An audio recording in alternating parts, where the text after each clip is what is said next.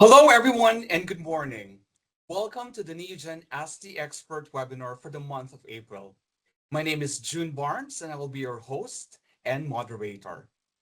For our session today, we are going to focus on protecting grain quality, mycotoxin management for the milling industry. And we have invited two great speakers to share their expertise on mycotoxins. We have Dr. Amnart from Kasetsart University and Dr. Shalene Go from Neogen. This is going to be an exciting discussion because we made sure that the session will provide you with valuable insights into mycotoxins and their impact on the milling industry. We also made sure that we share with you the current regulatory landscape, some effective control and mitigation strategies, as well as the latest testing methods available from Neogen Corporation. Now, before we get started into the presentations, I want to cover some basic options within the console. Now, if you're joining for the very first time, we are using Teams Pro in this session. Now, please stay on this link throughout our session. If you ever encounter challenges or you have poor internet connection and you get disconnected, all you have to do is just click reconnect, or you can refresh your browser to jump right back in. Now, for the best viewing experience, we recommend using the Teams app or the latest version of Edge or Chrome. And to keep the focus on our discussion, we'll be keeping all the microphones muted and the chat box unavailable for the duration of the webinar. Now, you may post your questions at any stage of the webinar, and you can do that by clicking on the Q&A chat box. So you can see the icon on top of your screen. We'll make sure that we answer all, if possible, the questions you might have to our speakers right after they have finished their presentation. I would also like to draw your attention to the icon on the right side with three dots and the word more. That's a very important tool available for you because once you click on that, that will allow you to go to the language and speech button. If you click that, you will now be able to enable live captions. And in the captions box, all you have to do is to click the settings icon, the one with the box. And once you click that, you can now activate the translate to button. And from there, you can choose the language that works for you, whether it's Chinese or Thai or Vietnamese or Korean, depending on where you are from. Now, this session is, of course, brought to you by Neogen. This is a part of our customer education program, and our mission through this program is to provide a comprehensive range of both online and in-person food safety educational resources. We understand that in an industry as fast-paced as ours, learning never stops. Our goal today is simple: to help you and your teams build new skills, deepen your technical expertise, and most importantly, stay up to date with the ever-evolving industry standards. Now, during the registration, we did ask one question in order for us to understand your profile. The question that we've asked is, what mycotoxins are you currently testing or looking for in your laboratory? And we've provided you with options here, including aflatoxin, DON, fumonisin, zearalenone, ochratoxin, T2, and HT2. And based on the results of that survey, it turns out that a majority of participants or who are joining our session today are actually testing for aflatoxin. There's also a big chunk of customers within the Asia Pacific region that are testing for ochratoxin, still a part of the top three most tested mycotoxins in APAC would be DON. So this is the profile of you who are joining our session today. But we will still not let go of the poll questions. We prepared 2 poll questions for everyone. And again, the reason why we are doing this is because we want to have a better understanding of your practices in the laboratory. This is also a very good background that will be useful for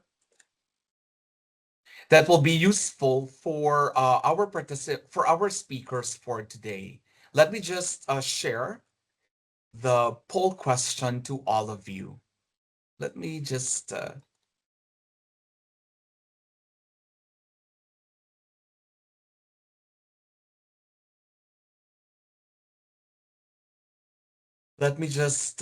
go to the poll question very quickly. And again, the reason why we are doing this is because we want to make sure that we have a really good understanding of the profile of our participants this morning. Um, I'm not sure if you can see the poll question now. It's yes, Shalene. Yes, we can see the slide, but the poll question has not been launched, at least on my end. Okay, thank you for informing me about that. Unfortunately, I lost the share button as I am doing it. The only option that I see now is to submit my reply. Let me just check on, what we can do just to make sure that we get to share the poll to everyone. So right now, all I'm seeing is the submit button, Shalene. And let's see if this will work now. It's it seemed like we are having some trouble with sharing the poll question, Shalene. So basically, this is a question that would allow us to better understand the type of testing or technologies that you're currently using in your laboratory. Um, just in case, maybe we can um, also see your responses via the Q&A. If you can share your responses via the Q&A based on the options that are available for you, I think that would still give us an idea in terms of what you are using currently in your laboratory. I do not know why, Shalene, but I can actually see the questions on the right side, but there is no way for me to share the poll question at the moment. Which is a little strange. Sometimes when we're doing this live, that's when we encounter some challenges. But I do see some responses right now. And I can see that some of our participants are actually using ELISA. There are also participants who said that they are not currently doing any tests in-house. So they are doing it via a third-party contract laboratory. And in terms of the second poll question, something to do with the major considerations when choosing the test method for mycotoxins, as you can see here, we've provided 6 different options. And again, you can provide your responses via the Q&A tool, which is available for everyone. But I can see some responses right now. And based on the results of the survey, 2 are leading considerations. The first one is accuracy and consistency of results, and the other one is matrix interferences. So your choice of method is largely dependent on the matrix that you are testing. Well, aside from that, the second major consideration, because both accuracy and matrix interferences are a tie, the second consideration is a cost of testing supplies. Well, right now is accuracy and consistency results, which is leading, followed by matrix interferences. And the five, 18% of the respondents said the third consideration would be cost of testing supplies. So, Shalene, these are the top 3 considerations when it comes to choice of test method for mycotoxin testing. And with that, let me introduce to all of you now our first speaker for today. Our first speaker is a globally recognized expert in veterinary pharmacology and toxicology. Currently, he is a full professor at the Department of Veterinary Pharmacology of the Faculty of Veterinary Medicine at the Kasetsart University in Thailand. He is also the head of the Department of Agromedicine and Innovation of the Faculty of Medicine in the same institution. His extensive academic journey began at Kasetsart University, where he earned his Doctor of Veterinary Medicine in 1995. He later specialized in veterinary toxicology and pharmacology, obtaining his PhD in 2003 and completing a postdoctoral fellowship in 2008 at the University of Tokyo in Japan. His prolific research career is backed by over 100 international peer-reviewed publications. Currently, he serves as the president of the Thai Society of Mycotoxicology and holds the prestigious position of vice president of the International Society of Mycotoxicology. Ladies and gentlemen, it is my honor to present to you our first expert, Professor Dr. Amnart. Hello, Dr. Amnart. Good morning. Hello. Okay, good morning. And thank you very much for your nice introductions for me. Very nice. And at first, I like to thanks all of you from the origin that giving me an opportunity to contribute my works and later exchange our experience to the audience.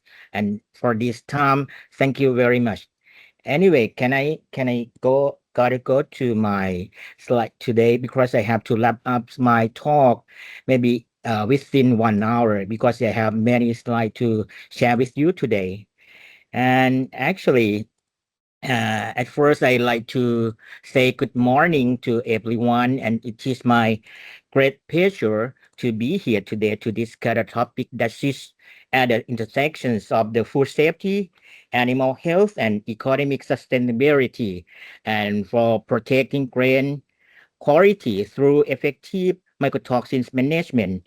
Even though we have may not have opportunity to meet you in persons, but I'm very delighted to connect with you all through the online platform today. And in milling industry, you know very well that grain is more than just a raw materials. It is the foundations of the entire value chain.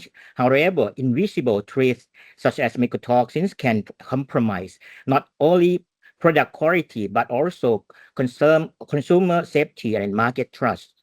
And today, I would like to invite all of you guys to explore critical questions with me that can we truly control mycotoxin risk or can we only manage them? And here is a brief overview of what we will cover today. I will begin with a short introductions of mycotoxins, and I would talk what they are and why they matter in the milling industry in short. And next, we will look at the current regulations which play a clinical role in ensuring food and feed safety. And then we will move on the practical control and mitigation strategies to reduce the contamination risk.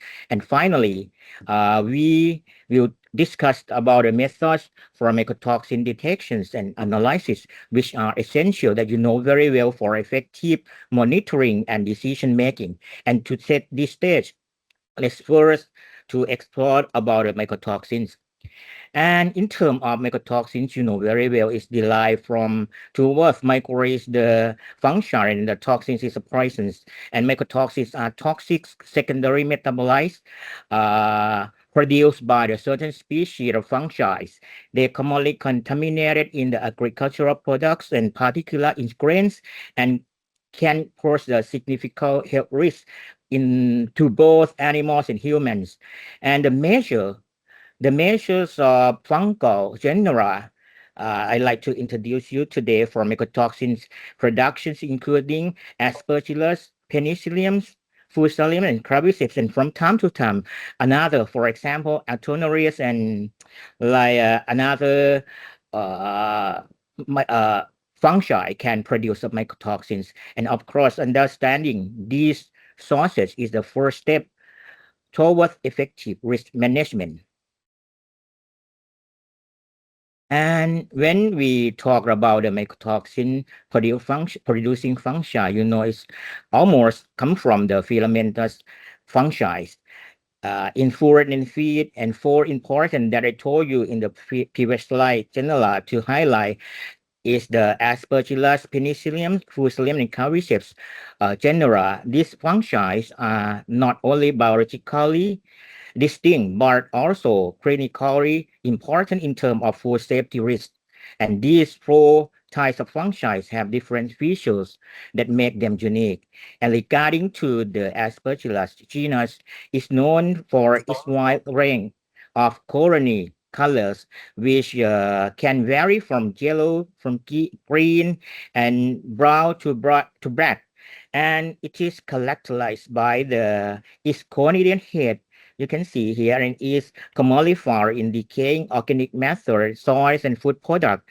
And actually, this will show you just the morphological morphologies of the fungi. Sometimes we need the more investigations to specific the fungi species by the molecular techniques.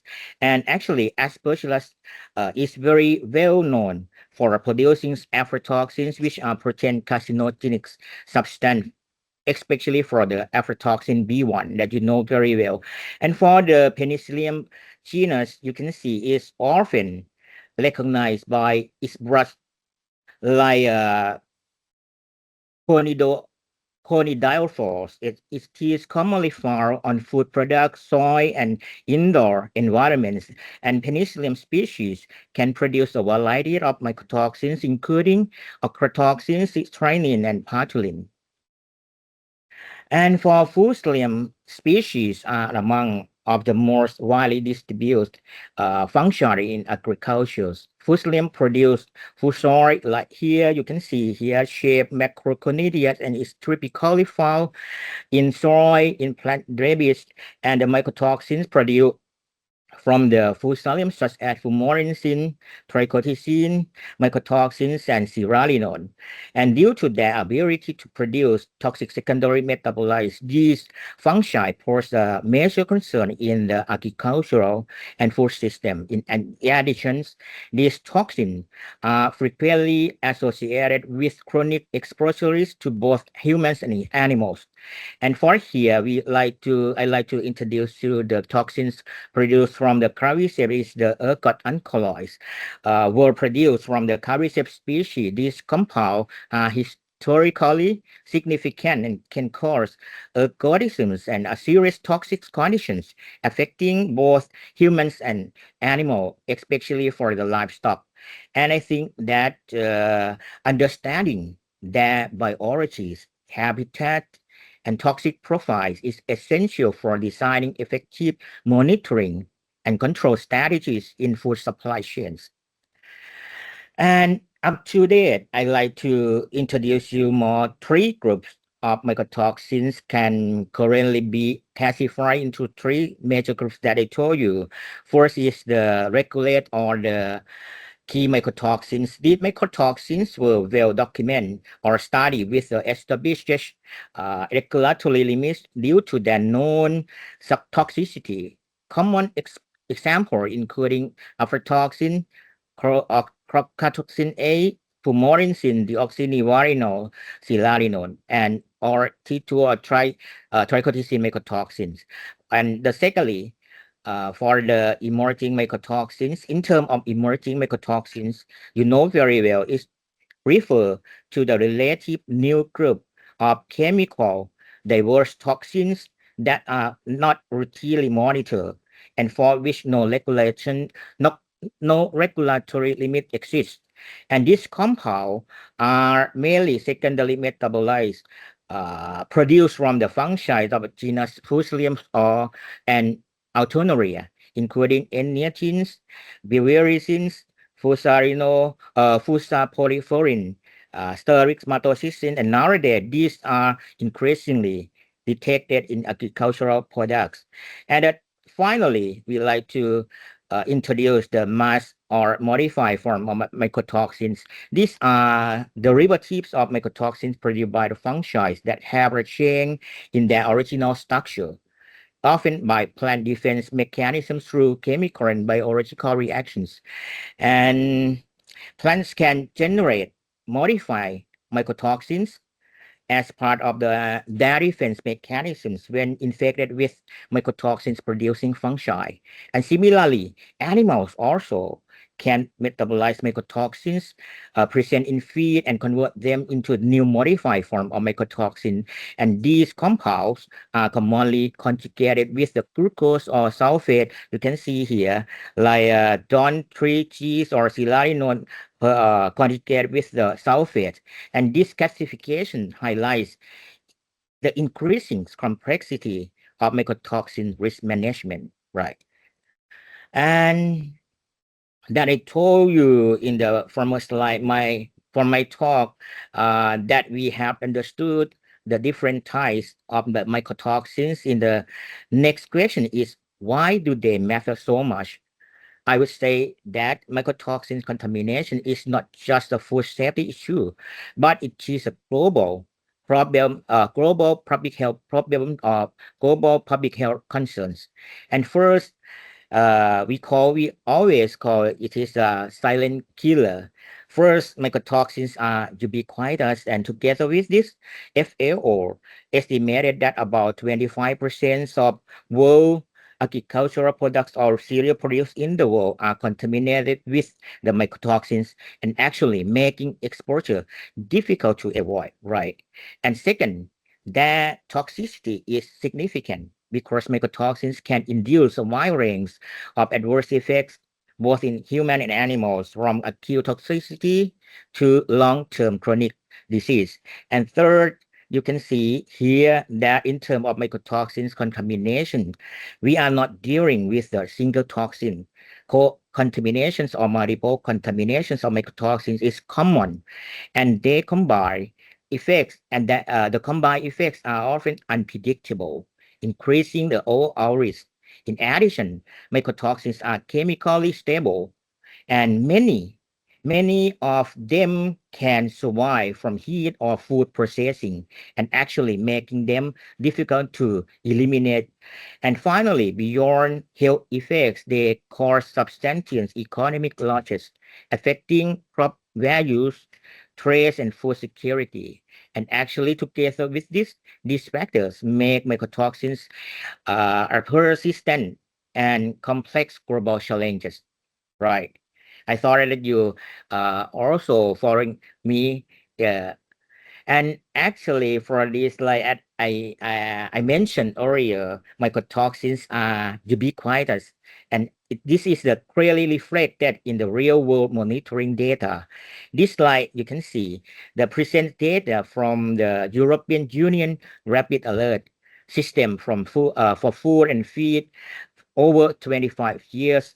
And what is particularly you can see here striking is that mycotoxins consistently account for significant proportions of notifications, often exceeding those related to the pathogenic microorganisms and pesticide residues. You can see here, even in organic products, the highlights two important points that we can see. First, mycotoxin contamination is not a sporadic issue, but the persistent and recurrent global challenge. And the second, you can see in the blue color representative for the mycotoxins. And second, even with strict regulations and monitoring system enforced, the list cannot be completely eliminated. And these trends reinforce the need for continuous surveillance, effective control strategies, and improve risk management throughout the supply chain. It's very important. In other words, we can say that mycotoxins remains one of the most critical and difficult hazards to manage in foreign food and feed safety. Right. Okay. And this figure, you can see that the figure illustrated the cycle of mycotoxin contamination, showing how contamination begins and how it ultimately leads to global impacts. If you see the figure, this figure, you can see it starts with the environmental factors and biological factors such as temperatures, humidity, fungal presence, and which create favorable conditions of fungal growth. And these factors can occur at multiple stages during harvesting, storage, and eventually even transportations. And under this condition, you can see the key mycotoxigenic fungi can, such as Fusarium that I introduced you in the former slide, Fusarium, Penicillium, Aspergillus, Alternaria, and Claviceps, growth and produce mycotoxins, which then contaminate in agricultural commodities like grains. And these contaminations, you can see here, enter to the food and feed chains, requiring careful detections and monitoring, right? And as a result, the impact, you can see here, the impact extends beyond the raw materials, leading to health risks in both animals and humans, and significant economic loss, you can see here, due to reduced product quality, trade restrictions, and market rejections. And in essence, mycotoxins contaminations is not a single event, but a continuous cycle, I think that, and linking to the environment, production system, food safety, and global economic outcomes. And also, this slide highlights the key factor influencing mycotoxin productions along the food and feed chain.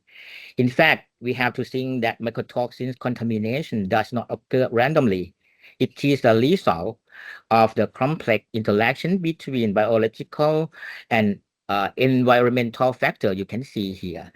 And from the biological perspective, the presence of susceptible crops, toxigenic fungi, and even other microorganisms can significantly influence fungal growth and toxin productions.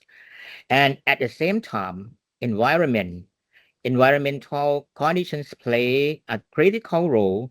Factors such as temperatures, humidity, moistures, levels, and create favorable conditions for fungal development, right? And in addition, you can see pest damage and mechanical injury to crop can further increase susceptibility for mycotoxin productions. And importantly, this factor, you can see these factors are not limited to the single stage. They can occur throughout the entire production chain, from pre-harvest, you can see, from pre-harvest to conditions in the field to harvesting and into post-harvest stage, such as transport, storage, and processing. And therefore, the mycotoxin contamination should be viewed as a dynamic and continuous process influenced by multiple interaction factors across the supply chain. I think that understanding this relationship is essential for designing effective preventions and control strategies. And next, I like to highlight the close relationship that you know very well. I believe that between the commonly occurring mycotoxins and feedstock, they typically contaminate. You can see different mycotoxin in the red column here of the table. Different mycotoxins are not randomly distributed. They are often associated with the specific crops. You can see here, specific crops and commodities. And for example, I like to example for aflatoxin, because aflatoxins can induce very the severe toxicity like cancer for the hepatocarcinoma. And you can see aflatoxins are commonly found in maize and oilseed. You can see here under the warm and humid conditions.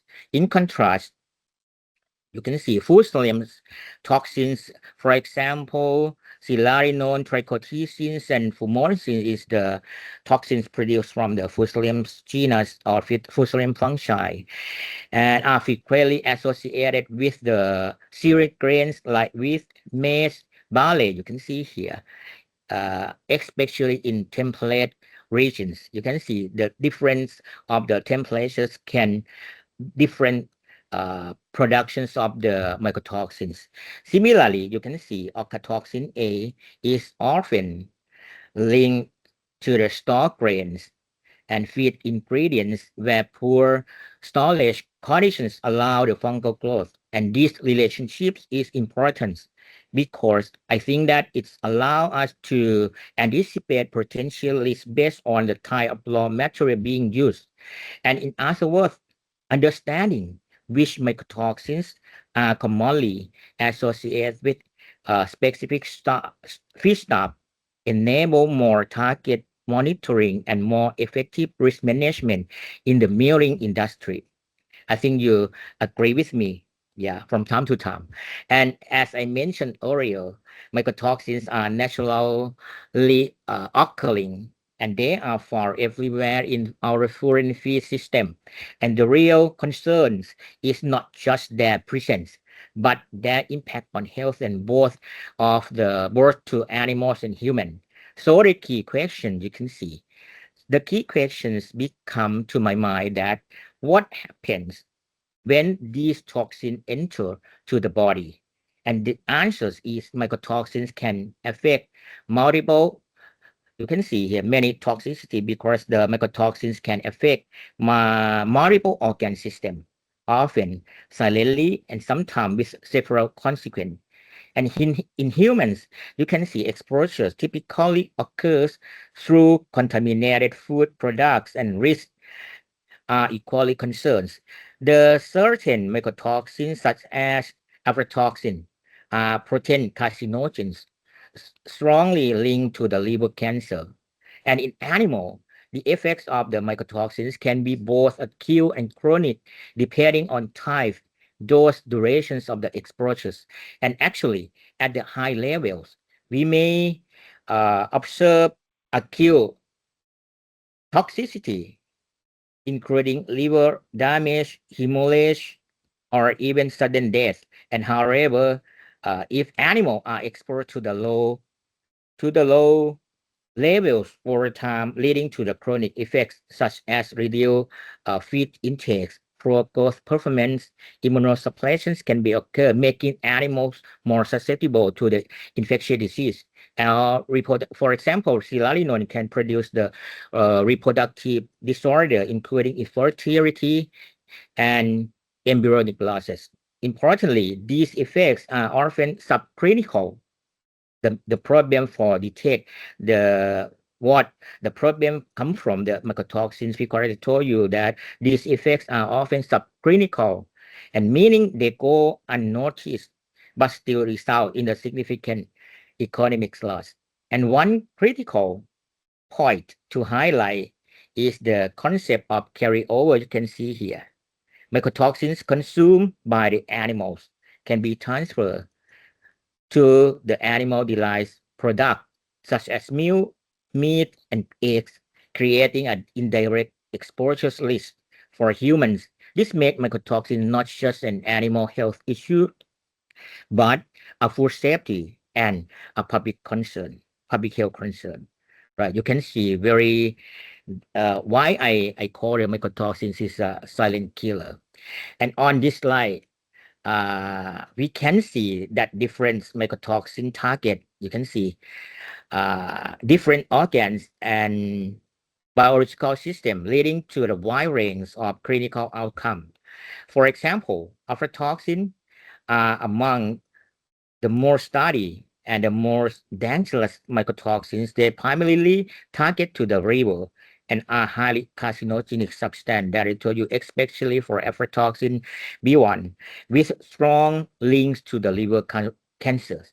In animals, they also reduce the productivity and suppress immunity or produce the immunosuppressions. And next, I like to introduce you to take a look at how mycotoxins affect to the animal health, because I'm a veterinarian. I have to say it concerning about the animals. And when we look at the poultry production, you can see mycotoxin represents one of the most significant hidden threats. First, one of the earliest and most noticeable effects is on the feed intake and utilizations of the feed. Sequentially, you can see later poor growth performance and inefficient feed conversions can be seen. And in laying hens, this directly translates into the drop in the egg productions. And many mycotoxins, particular aflatoxins, are hepatotoxicity, and they are able to damage the liver, which is a major organ for metabolisms, detoxifications, nutrient processing. This worsens performance and overall health status. You can see in poultry health, the mycotoxin, for example, in trichoticins can suppress the immune system and increase cellular epithelial lodgings in the, for example, in gastric milk, in GI toxicity, or GI is the gastrointestinal tract of the animals. You can see some erosions, or in the oral cavity, you can see the ulcer, because some of the mycotoxins can produce this toxicity. And this we like to show you the major health impacts of mycotoxin in swine, indicated that even at low levels, mycotoxins can significantly reduce production's performance. And we also often see poor feed intake and inefficient feed utilization directly affecting to the growth of the animal. You can see this quite same, the toxicity or clinical side can be seen in many species, and they can also cause the liver damage, which disrupt the metabolism that I told you, metabolism detoxifications. And another key effect is immune suppressions, making animals more vulnerable to the infectious disease. And actually, gastrointestinal tract toxicity leads to poor nutrient absorption and digestive issue. And importantly, reproductive disorder or problem produced by the silarinone that we know very well, and swine species very sensitive to silarinone and deoxynivalenol. But for the reproductive effects, almost come from the silarinone. And you can see the silarinone can reduce the fertility and overall herd productivity. And so these combined effects makes mycotoxin a hidden, I think that, but serious threat to animal health and farm performance. And now let's focus how mycotoxins affect to the catons, very large animals. As shown in this slide, you can see when compared to the other species, I think that the impact of the mycotoxin problem in cattle is often gradual when compared to the other species, but it can significantly reduce overall performance. You can see poor feed intakes or utilizations. Cattle may eat less, or even when they do, nutrients are not used effectively, and this lead to low body conditions score, meaning animals lost the weight and overall condition declines. You can see laminitis can be seen because some mycotoxins can disrupt rumen functions, which may lead the inflammations to the hoof and affect mobility. And you can see declined milk productions can be seen, or poor fertility from the silarinone. And this one, all the effects from the mycotoxin impact to the cattle species. And this slide we like to show you global mycotoxin survey in 2021 and 2023 give us a clear pictures of how widely these toxins are found in animal feeds across different regions. You can see. I thought that I can see it, but the audience or the participant maybe cannot see. I like to summarize for you. In North America, you can see in North America here, the Don, not Don, Don, the list had risen from the Don and Silalinone. And for European here, European Union, you can see here, I think that Don and fumonisin remain highly prevalent, far in over half of the sample. And Southeast Asia, you can see here, Southeast Asia, here, you can see actually when I talk or when I teach to my students, I like to say that in Thailand, like temperatures and humidity light a paradise for the aspergillus to produce the aflatoxins, so that in Southeast Asia, aflatoxins and fumonisins are rising. While in India and China also showing the increasing levels of the DON and fumonisin. And I think that this trend is the warning sign driven by climate change and feed storage conditions, and it highlights the urgent need for continuous monitoring and effective control strategies, so that you have to monitor the mycotoxins contaminations in feed or in raw materials routinely. Someone from time to time like to do monthly or 3 months, once per 3 months, or it depends on the prevalence of the mycotoxin contaminations of your site. Okay. And this is the latest data about mycotoxin contaminations across different regions in 2025. I'd like to introduce you. What becomes immediately clear, you can see, is that mycotoxin contamination is not uniformly, it varies significantly by geography. The key insights are that different regions are affected by different dominant mycotoxins. You can see here, these patterns are driven by climate conditions, crop types, and agricultural practice.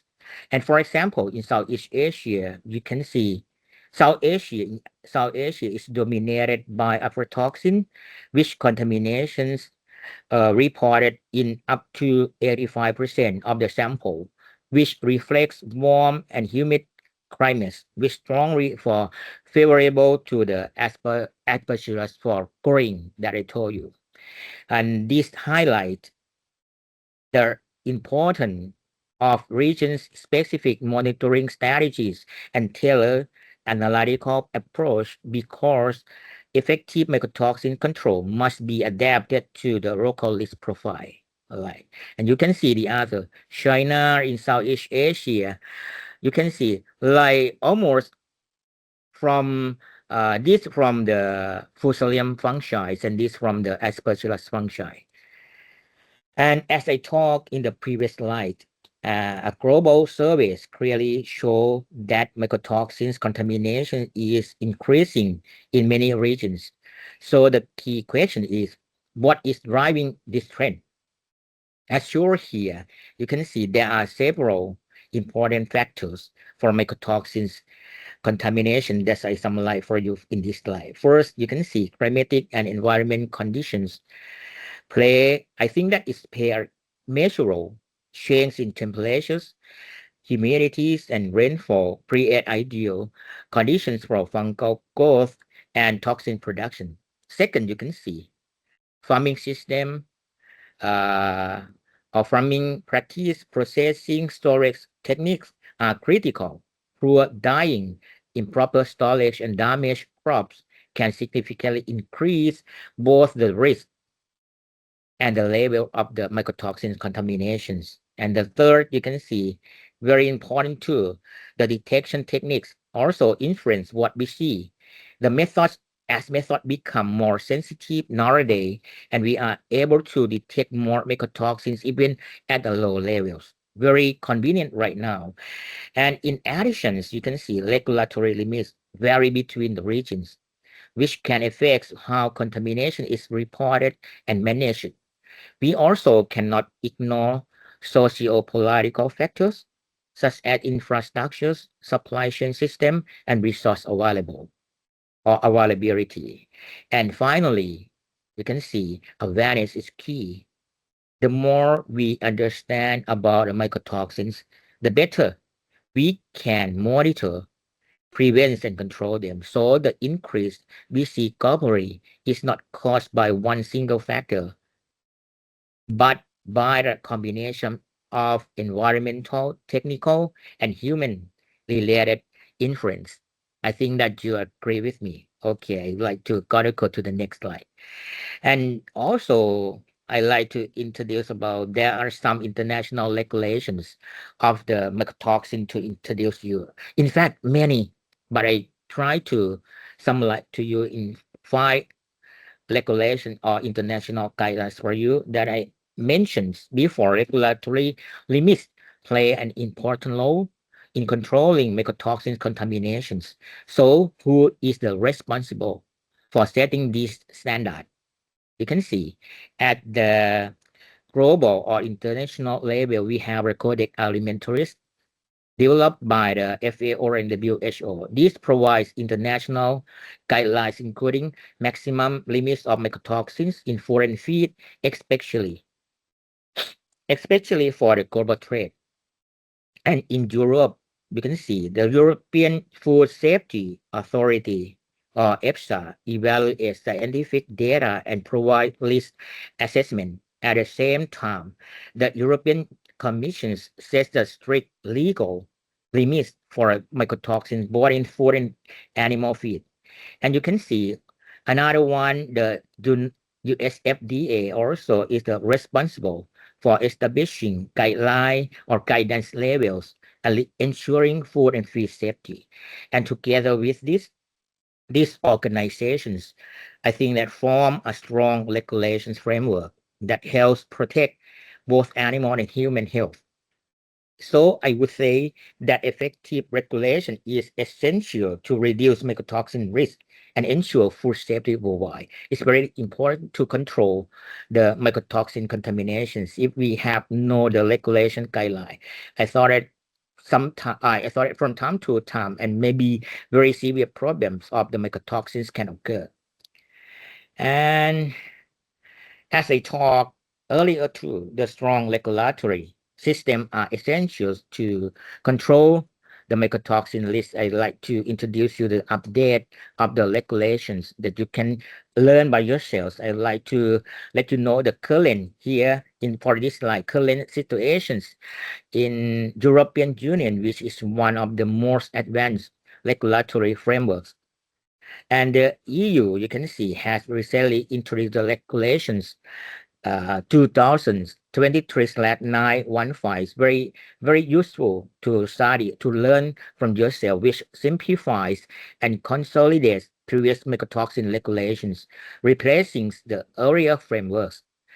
And in addition, new updated thresholds have been established for key toxins such as DON or deoxynivalenol T2 and H2 toxin in food, reflecting the latest scientific data.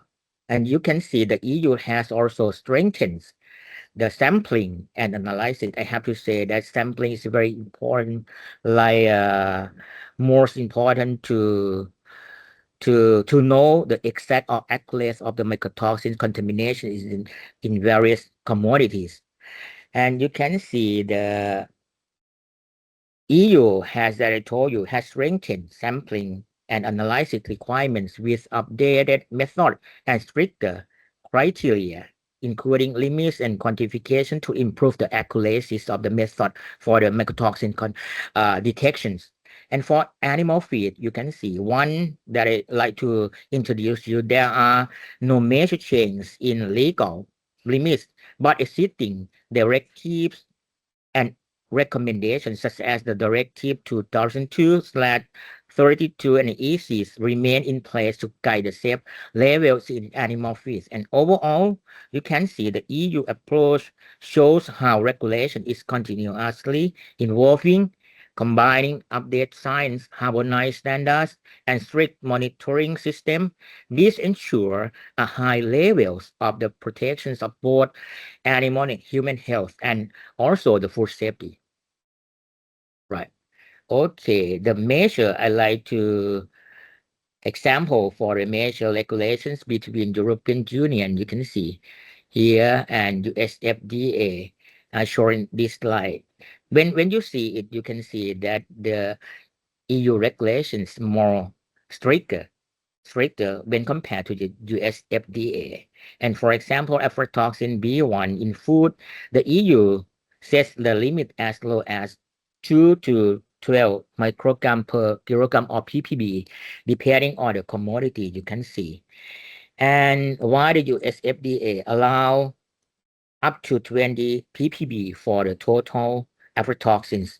You can see also in milk for the EU, you can see that the difference is even more pronounced in the EU limit, regulatory limits. You can see for it, aflatoxin M1 is 0.05 ppb, while the USDA allows up to the 0.5 ppb.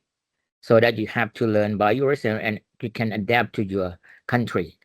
And let's look the few key examples for the ocatoxin A. You can see it's ocatoxin A, you know very well, is commonly found in cereals. For example, in coffee, in dry fruits, and wine and spices. And EU also set the limit range from 2 to 8 ppb, depending on the commodities, and also regulated on the and also regulated in animal feed. You can see at the specific levels from 0.01 to 0.25 ppm, quite different from the mycotoxin contamination in food when you compare it. And the oxynivalenol is frequently found in cereals and cereals-based product. You can see EU sets at the regulatory limit from 250 to 1,750 ppb. You can see here. And for the animal feed, around 0.9 to 12 ppm. So that you can see actually the mycotoxin contamination level in food has the stricter than more strict when compared to those of the mycotoxin contaminations in animal feed. And you can see here US FDA guidance also range from thousands ppb in food and to higher levels in feed too. Okay, very sensitive, more sensitive too. And this one I like to show you. You can learn by yourself silarinone, fumonisin, and many EU and US FDA, and some not available from the US FDA. And actually, you can learn yourself. I like to summarize in this some mycotoxin, some regulated mycotoxin. And for this one, you can see when we look for the regulatory limit of mycotoxin in fish, you can see this also the EU regulations of mycotoxin in fish. EU has established the legal limits for the regulated mycotoxins that are just based on animal species. You can see animal different species has the different levels. And you can see the EU has established also the legal limits of the mycotoxins for regulated mycotoxin that are adjust that I told you adjust based on the animal species and tolerance levels. And understanding this difference is important, especially for the international trade and global food safety management. You can see here. And as we have seen, the mycotoxin contamination is a complex and growing problem. So how can we effectively control it? We have the questions. In general, current strategies can be divided into 4 main approaches. You can see. First, physical, to control the mycotoxin, we have 4 methods. One is the physical method. Second one is the chemical method, biological method, and finally the plant bioactive compound method.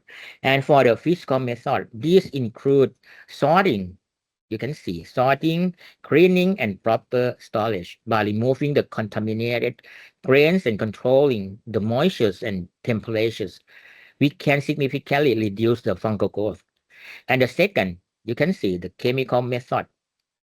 Certain chemicals, such as organic acids, ammonia, treatment can help reduce or detoxify the mycotoxins under controlled conditions.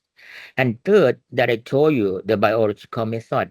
This approach uses microorganisms or enzymes, right, to degrade the mycotoxins into the less toxic compounds. It is considered a promising and environmentally friendly strategies.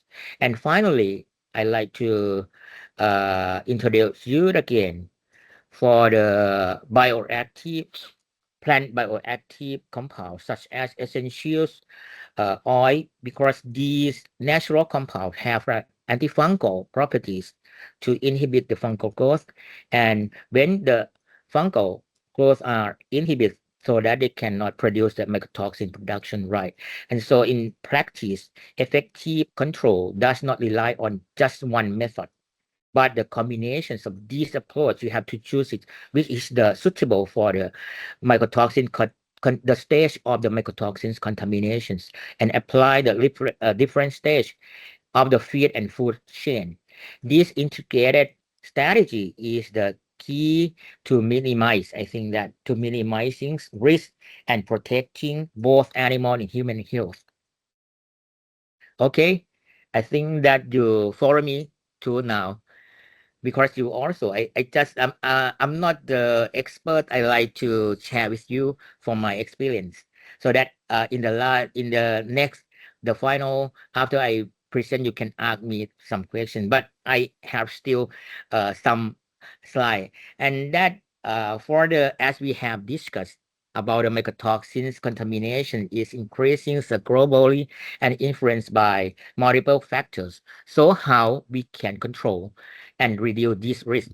As shown on this slide, you can see effective mycotoxin here. Effective mycotoxin management requires a multiple step approach.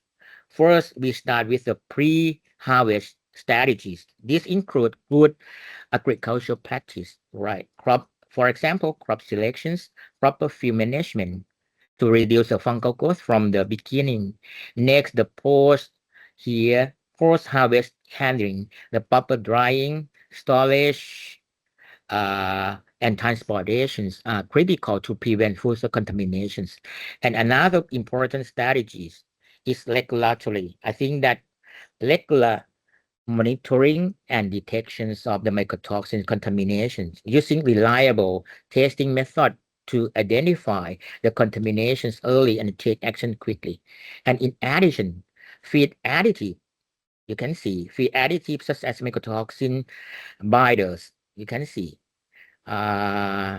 nowadays we use the mycotoxin binder or the detoxifying agents to reduce the impact of mycotoxins in animal feed.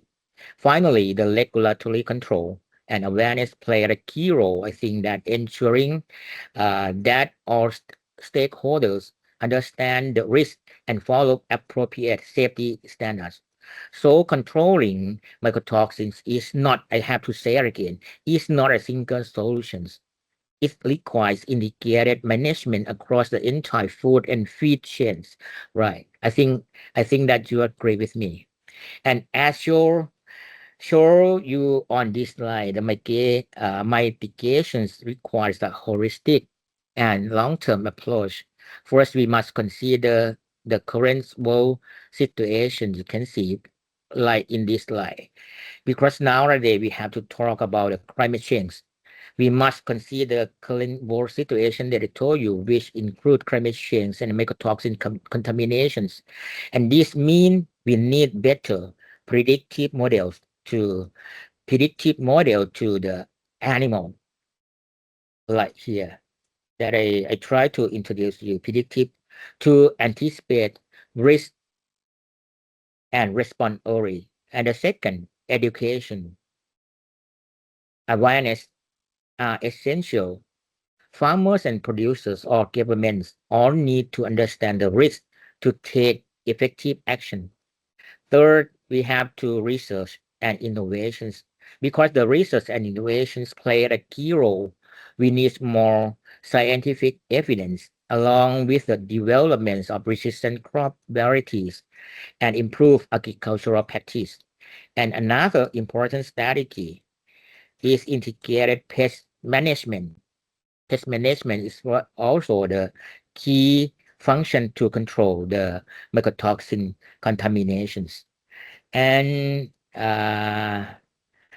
we also need the strong monitoring system supported by the authorized laboratory, because we need the standardized of the laboratory to validate the contamination levels of the mycotoxins in food, in feed, and even biomarker here.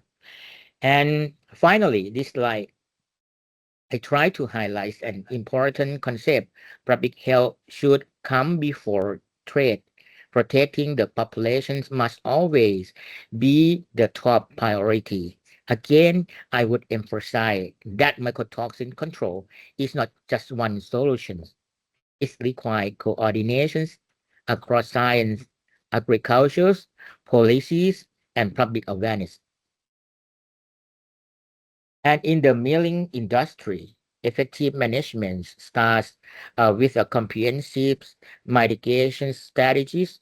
You can see in this slide. First, strong testing program is essential. Regular testing of raw materials allows early detections and helps prevent contaminated ingredients from emerging, from entering the production process. And the second, you can see the testing frequency should be flexible. It should be adjusted based on list factors such as seasons, source of raw materials, and supplier reliability.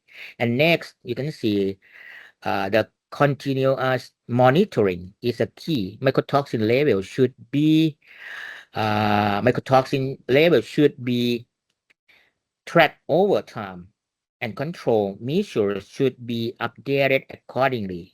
Another important tool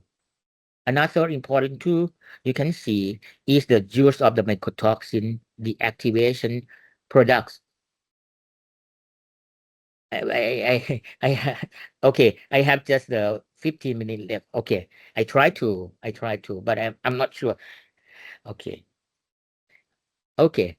For the activations products and which can help reduce the impact of the toxins in finished feed. And in addition, mills should define their own internal risk threshold, taking in account regulatory limits as well as species sensitivity. And finally, the feed formulations can be optimized. In some cases, you can see adjusting formulations such as the dilution strategy were permitted can help reduce overall risk. Okay. This one, because I have be remind to finish in the 15 minutes, I try to wrap up my slide as soon as possible. And testing the program and ongoing the for mycotoxin detection and analysis. You can see when, as shown in this slide, the complexity start with the variety of sample and complex matrix. Mycotoxin can be found in many different types of feed and food, and each with the different compositions, making analysis more difficult. And then for the greater testing burden compared to the other contaminants, multiple mycotoxins can occur at the same time right now. And so we often need to test for several toxins in the single samples. And we are also facing the emerging mycotoxins or new mycotoxins, which require continuous update in analytical method and detection technologies. And the warm or climate change, you can see here, is very important, which is the altering fungal growth pattern and increasing the unpredictabilities and of contamination. And finally, we need the regulations are becoming broader and stricter, meaning that laboratories must achieve high accuracy and sensitivity, reliability in the testing. Okay. And this one, the major challenge in mycotoxin analysis right now, I summarize because I have to finish as soon as possible. For the first, as we mentioned earlier, detecting mycotoxins is not straightforward, and there are several key challenges. First, mycotoxin have a wide range of chemical structures, which means one single method may not easily detect all of them. And the second one, co-contaminations have to be concerned. And another major issue is uneven distributions, because mycotoxins are not evenly spread within a sample. So sampling becomes a critical step that I told you in the former slide. In addition, for the mycotoxin are often present at a low concentrations, sometimes at a part per million or ppb, which requires highly sensitive analytical method. Right. Okay. And another one we also face on the metric complexity of the matrix, so that a component in food and feed can interfere with the analysis, leading to their either underestimations and overestimations. Right. Someone maybe face this problem. That is why proper extractions and cleanup procedures are essentials. And another challenge is sample preparations. If it is not performed correctly, it can significantly affect to the accuracy of your results. And actually, the mass mycotoxins or modified form of mycotoxins, which are not easily, I think that not easily to detect by routine method, but can still pose a risk once metabolized. Okay. And this one, we try to look at the analysis of mycotoxins. One major shift over time is moved from single toxin detection to multiple mycotoxin analysis, and start from the TLC and SPLC will limit for the time and time consuming, focusing on one mycotoxin per analysis. As we recognize the co-occurrence of co-contaminations is common right now, more advanced of the machine should be used. It is a gold standard is the LC-MS or liquid chromatography tandem mass spectrometry. And this machine can allow the simultaneous detections of multiple mycotoxins with high sensitivity and accuracy. And at the same time, you can see nowadays very convenient sample preparation has improved, and that rapid screening tools now support faster decisions making. And overall, the trend is clear, moving toward faster, more sensitive, and more comprehensive multiple mycotoxin detections. And this one we need is an ideal for a method. For the method for the mycotoxin analysis, important questions is what make the ideal method. What we need accuracy, precision, sensitivity, simplicity, specificity, and wide applicability. Right. And actually, we need when we do it, it should the LOD should be related to the maximum limit. Okay. For this one, I'd like to very important. Even though now I have 10 minutes. Okay, 10 minutes. Okay, regarding to analytical method for the mycotoxin detections, we can generally divide them into two main groups. First is the qualitative method or screen or rapid screen method, rapid method. These methods are designed to quickly detect the presence and absence of mycotoxins.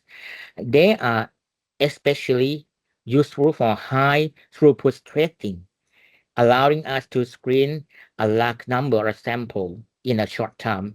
And actually, a common example is immunochemical techniques, such as ELISA. I thought that you very very familiar to this method, the ELISAs, which are fast, simple, cost-effective, and however screening method provide preliminary results. So they are typically used at the first step. And the second one, the second group I like to introduce you is the, you know very well about the quantitative or confirmatory methods. This method provides accurate identifications and precise quantifications of mycotoxins that we show you is they are based on the chromatography techniques. For example, SPLC, LC mass spec, LC tandem mass spec gas chromatography, or which offer high sensitivity and specificity. So in the practice, we often use two-step approach. First is screening to quickly identify potential contaminations, and then confirmatory method to verify and quantify the results. These combinations ensure both efficiency and accuracies in mycotoxins analysis. Okay, for this, I show you about the advantages and disadvantages. I think that you know very well about the qualitative. Maybe less depend. There are many advantages, less expensive device when compared to the complementary method. Very convenient and rapid and routine field screening. Very simplicity and portability, but confirmatory cannot do like this. And suitability for the large-scale screen and environmental friendly mode. And there are also has the advantage, but they also have the disadvantage of the qualitative.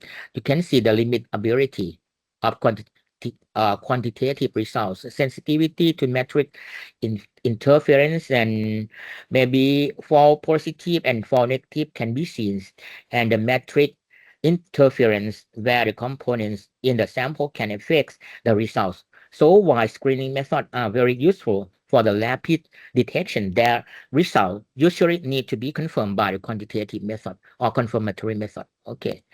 And this also the quantitative analysis that I talked in the previous slide and compare. You can see, you can maybe learn by yourself about the quantitative analytical method.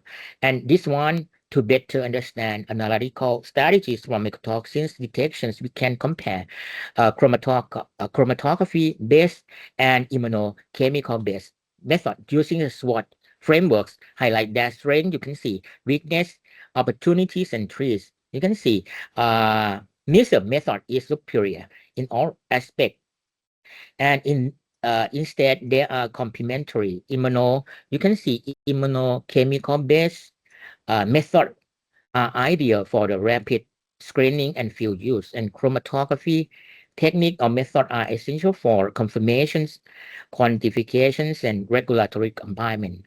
And in practice, an effective mycotoxin control program integrates both approaches using speed from screening method and accuracy from the confirmatory method. Okay. And this one the factors that I like to talk in brief.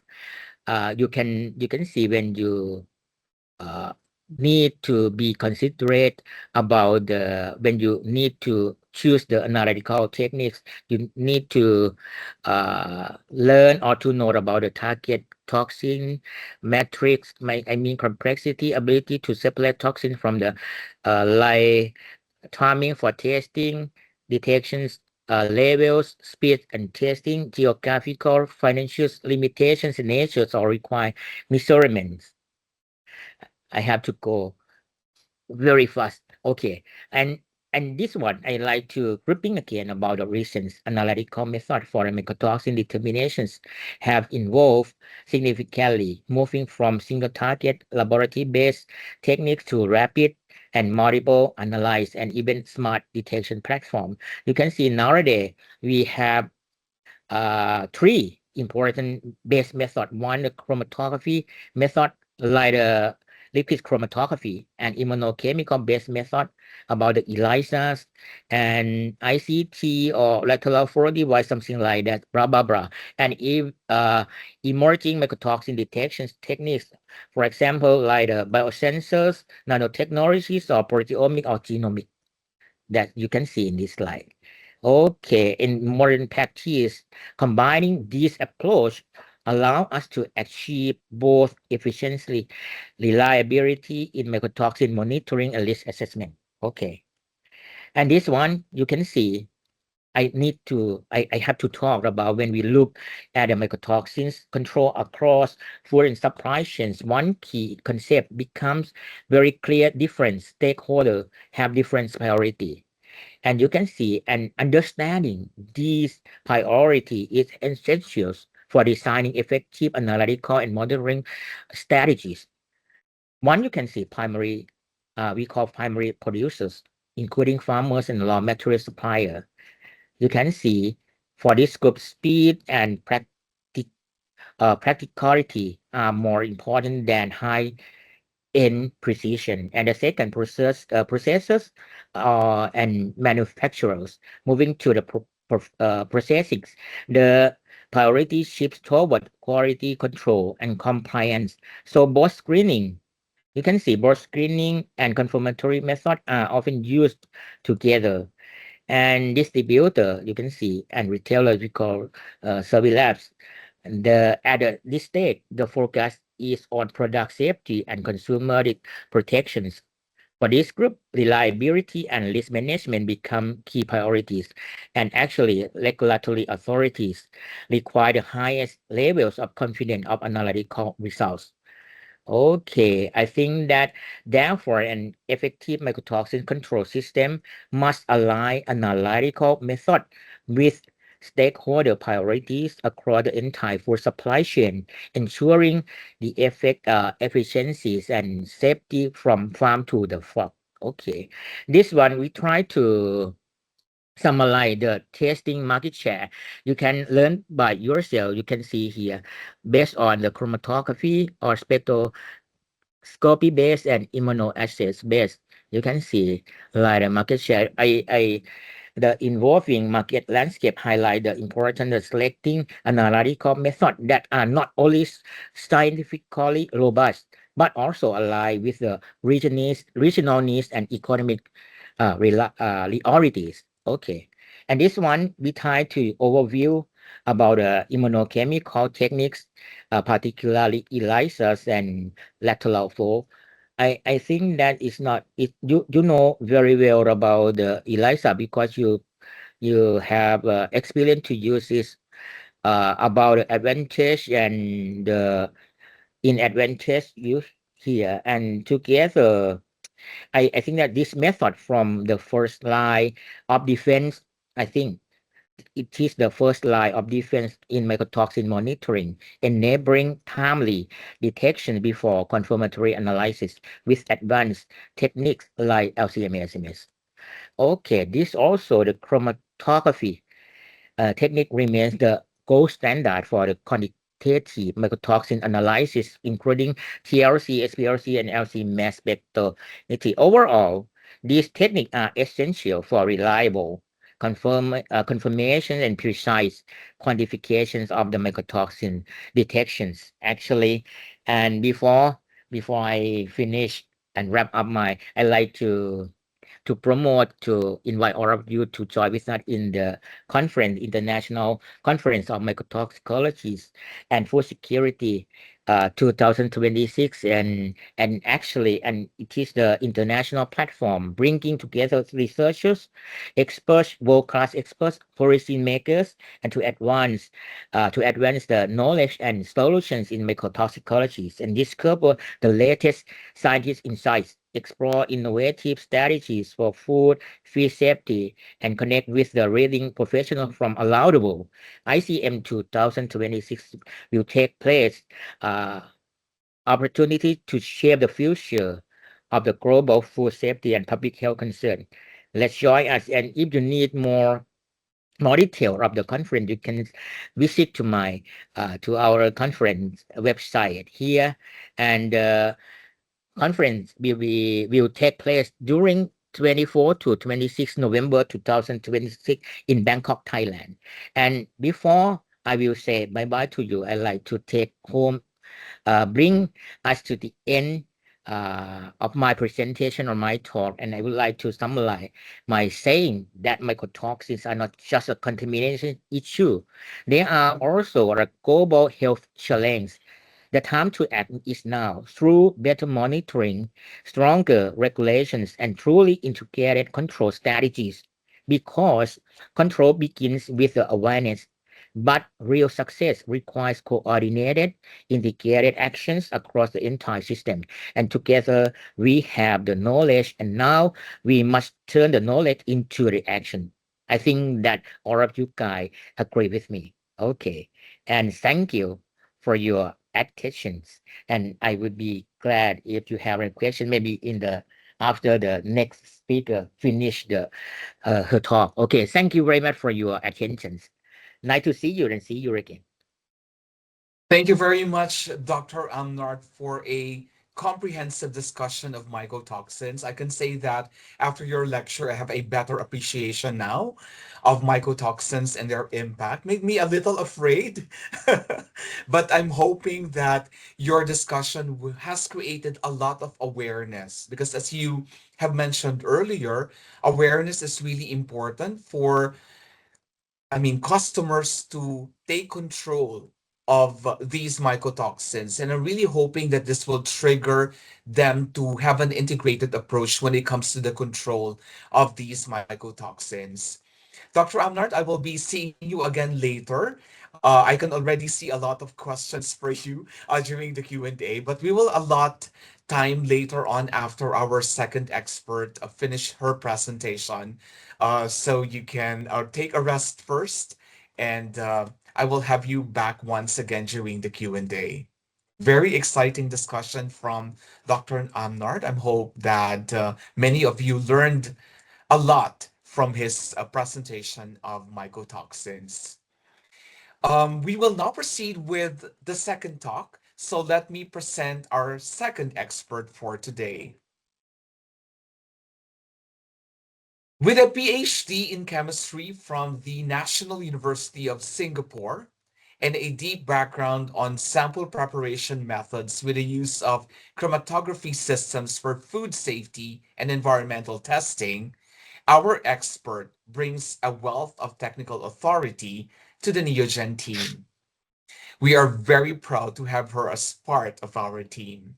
Now, having spent years partnering with key players in the food industry, she now serves as the Neogen's Market Development Manager.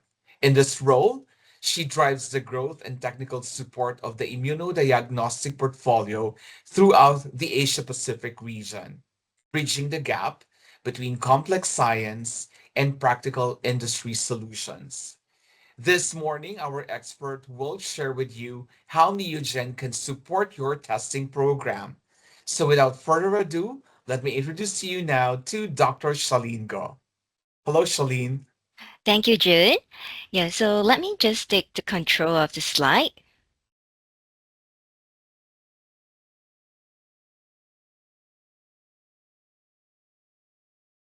Okay, thanks, June, again for the introduction. Yeah, and thanks, Dr. Amnat, for sharing such an insightful talk about mycotoxin. Same as June, I believe like me, myself, as well as the audience here today, would be actually learning so much from Dr. Amnat's talk. And I particularly agree with Dr. Amnat that in terms of true success, it really requires an integrated approach. And it makes me reflect, and maybe the audience here as well, at the progress or the status of their mycotoxin management in their company at this moment. So for the next section, I would love to share a few aspects on how Neogen can help to support your testing program. But before I begin, please allow me to give a quick introduction of Neogen, as there may be some who may not be familiar with us. So Neogen has been working with our end users, the customers, for the past few decades with one mission in mind, which is to create a brighter future for global food security.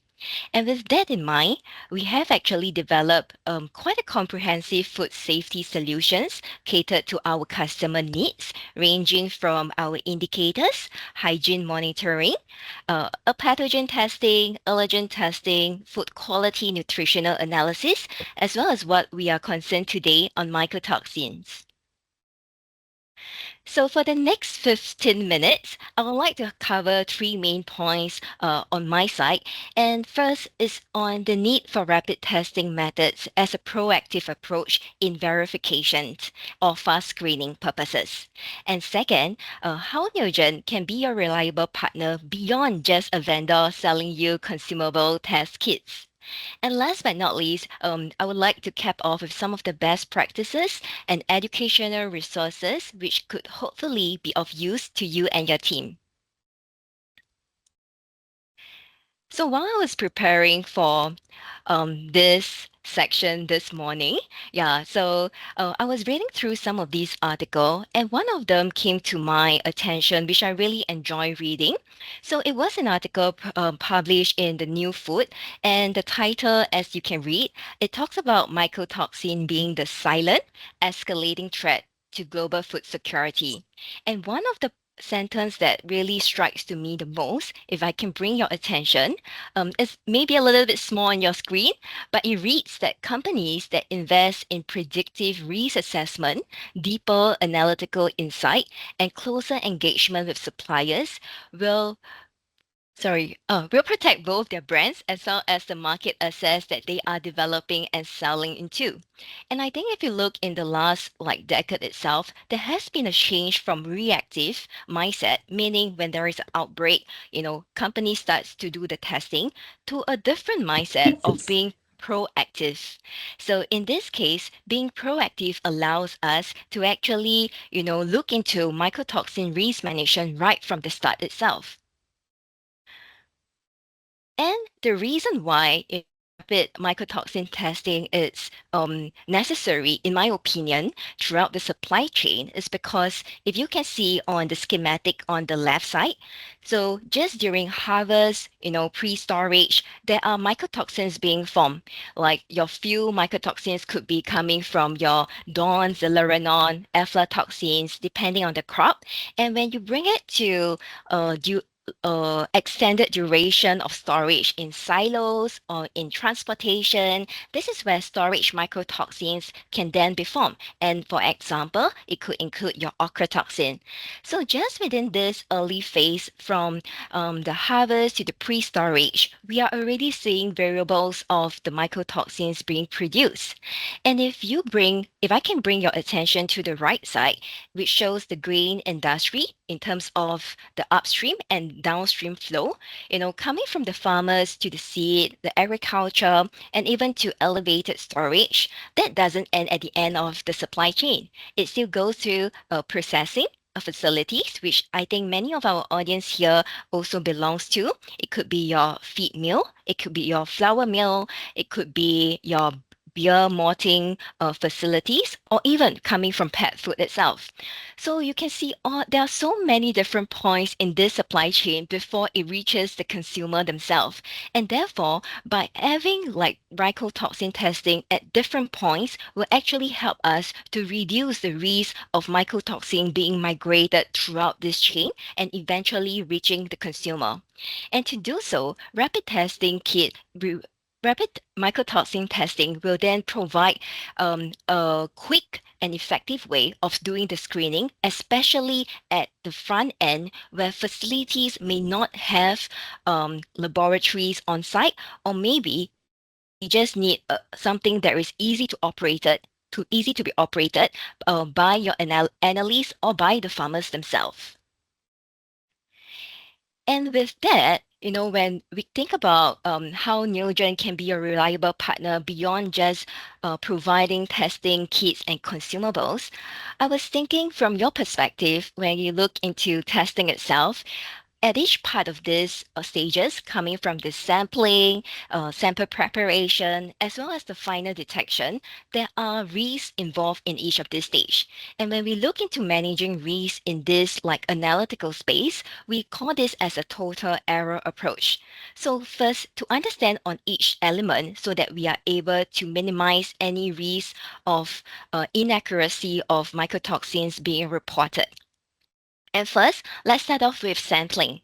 Okay, so the thing about sampling is that, as what Dr. Amnat also shared, it is actually one of the largest source of misreporting because sampling itself is very difficult to do. You can see contamination is not homogeneous. So meaning, if you take a look at this right side, okay, this is taken from a publication where it is filled with a truck of grains. Okay, but you can see for Dawn itself, where there is a red heat map, okay, and ochratoxin A, they are all distributed and formed in different spaces within the truck itself. So the concern here is how are we going to make sure that at the end of the sampling, we get a representative samples that can then be used to do sample preparation and detection. And with that, just like what Dr. Amnat has shared earlier on, the Commission implementing regulation of the EU actually published the methods of sampling and analysis for the control of level of mycotoxin in food back in 2023. And this serves as a guideline for our users to make sure that sampling is conducted appropriately so that we can eventually send this to sample preparation. And when we think about sample preparation, I would like to highlight two particular areas. And one of these areas is on grinding and milling. Okay, so this is an important process because of two main reasons as shared over here. Uniform particle size allows for sample homogeneity. So if you look over here, for this one with the tick and the one with the cross, visually you can see the difference. Okay, and this of course shows a much better homogeneity in terms of the sample being collected. And having smaller particle size also helps in terms of having a better extraction and higher recovery of mycotoxins. So think about it. In a grain itself, sometimes the mycotoxins may be found internally and not on the original surface. So by grinding and milling, you tend to help to release this mycotoxin, allowing for better extraction. And we are also happy, to share with you context in this mining and drilling instrumentation. And one of this is actually on Cecil Mill. And other than grinding and milling, another key area, which is the second point that I would like to highlight, is in terms of mycotoxin extraction. So in mycotoxin extraction itself, our technical team has actually, consolidated and troubleshoot many of the customers' concerns and needs, and they have come out with some of these tips that are relevant and important for users to actually follow. And this can be also found in our procedure pages if you are keen on our website itself. So example, when we talk about mycotoxin extraction is necessary to liberate this toxin from the matrix. But the thing over here is that we can then need to think about what is the preparation in terms of the sample extraction solvent in the ratio that is required. Is it 1:3, 1:4, 1:5, and so on? And I hope later on with the education resource that I will be sharing, it will be something that could be useful for you and your team. And in terms of extraction, our technical team also recommends to extract to be between 6 to 8 so that you can effectively capture these mycotoxin. And if needed, you can add in your acid and alkali to do this buffer so that there is a better extraction in mycotoxins itself. And coming to the last part, which is detection, and Dr. Amnat has also shared earlier on some of these rapid detection tools. In Neogen over here, we provide two different types of rapid detection tools depending on your needs. So if you're looking for something that is fast, easy to use, or easy to implement in any of these environments, lateral flow device is something that we will strongly encourage you to consider. And if you're looking into something that you require to have a more precision, and you want to have a higher throughput, quantitative ELISA kits would then be our recommendation based on your needs. And if I may actually show you the mycotoxin testing solutions that Neogen have. So on the left side, we have the lateral flow device, which we call it as the Review Q Plus or Review Q Plus Max.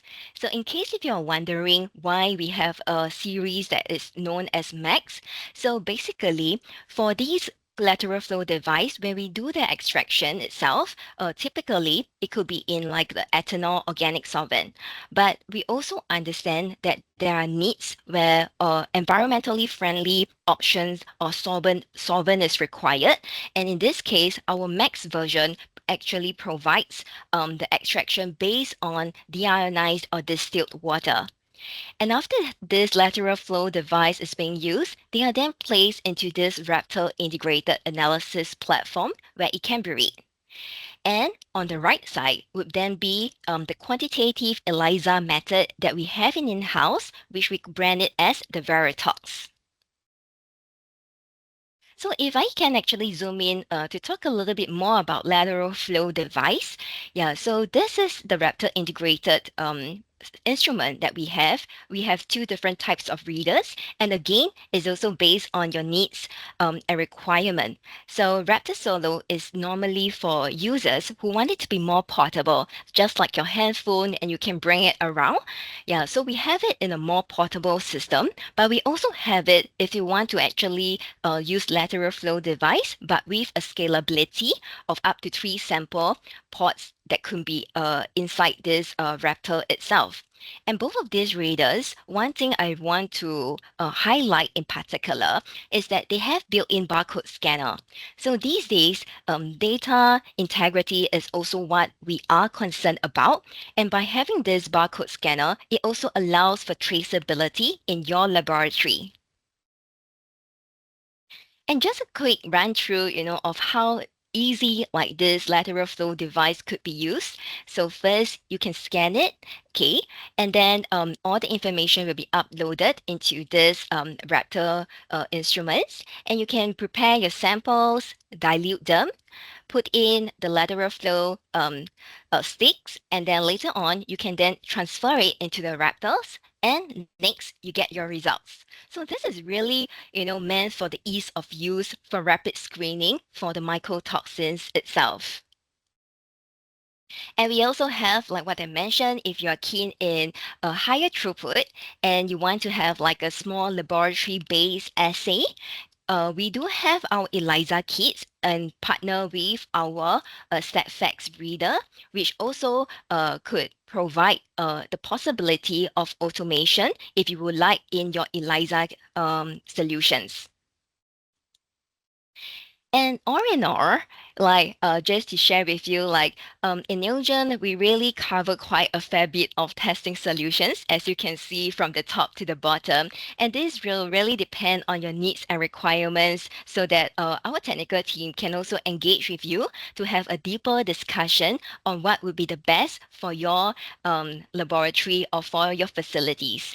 And if I may also highlight another point over here is that especially with the lateral flow device for the Review Q+, I think one of the key concerns that sometimes I hear from end users is that in their facilities, they may be at the upper end of the stream in terms of the supply chain, example in the farms, and they don't have the capability to actually store some of these devices in cold storage. So what Review series can actually do is that they can provide and they can be stored at room temperature, which is a bonus point for a lot of end users, as you can then easily use it in your facility without minding a cold storage space is required. And on the last part, I thought of sharing some of these best practices, especially there are always concerns about validations and verifications. So in Neogen here, we take pride to really prioritize our customers' needs, and we try to pursue the method validations from international recognized third-party agency, with AOAC being a critical one, as well as FGIS. So you can see and download all these certificates with as well with the matrices that are being detected, and also on the LOD and LOQ, so that you are rest assured of the testing kits that you are used is recognized by the industry. But we also understand, like sometimes the matrix that you are studying may not be reflected in the AOAC certification itself. And we And as mentioned, we have a strong technical team that actually helps to continuously validate some of these matrices that could be of interest to you. So maybe example, you are keen in cocoa powder. Yeah, so we have an updated list of these internal validation and verification commodity lists, which we are happy to share with you if you are interested, so that you can also see what else has actually been tested with our testing kits.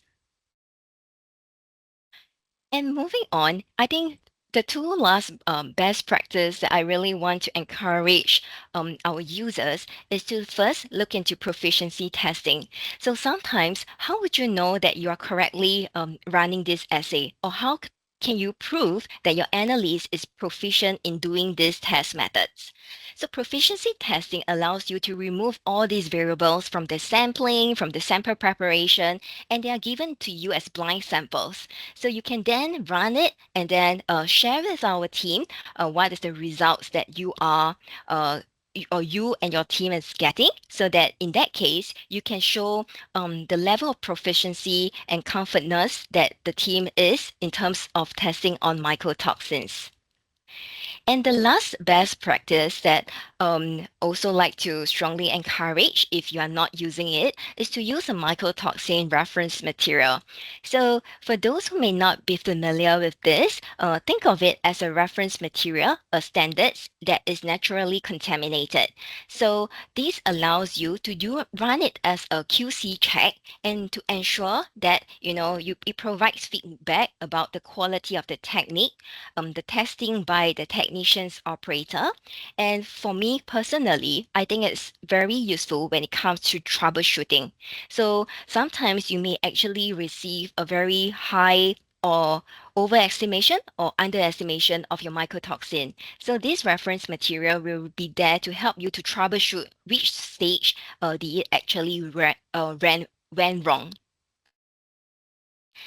And with that, before I conclude my section, just a quick highlight in terms of how Neogen would love to actually support you, just not only on the tools, but the information that I shared earlier on, whether be it, some of these best practices or even tips on running the sample preparation itself, it can be found in our procedure pages, validation reports, handbook, and we have multiple programs and support to really help you to make sure that your testing is run well and accurately as well.